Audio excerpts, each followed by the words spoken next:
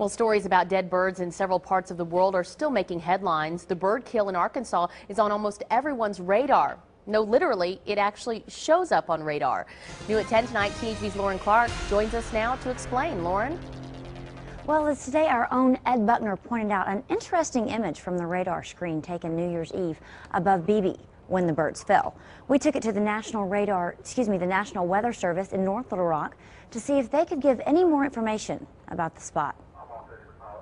There are some indications that we're picking up a non-precipitation target.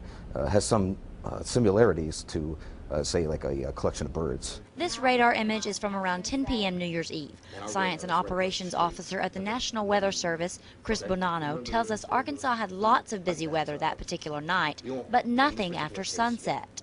It's not uncommon to see actually birds on the radar, especially in the spring and the summertime. He estimates this spot to be between 1,300 and 1,400 feet above ground and points out how it doesn't move as most clouds or rainstorms would. When you see a higher reflectivities, that's indication of a stronger or higher energy being returned to the radar. And in weather instances, usually these higher reflectivities indicate very heavy rain or perhaps hail. And the bright color is just too strong to blame it on bugs or smoke. But Arkansas Game and Fish officials say witnesses told them the birds were flying low that night, hitting everything from cars to mailboxes.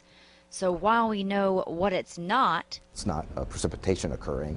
The National Weather Service cannot definitively say what it is. And the Weather Service here in Little Rock even fielded a call from a TV station in Germany about this radar image. Liz? Very interesting, Lauren.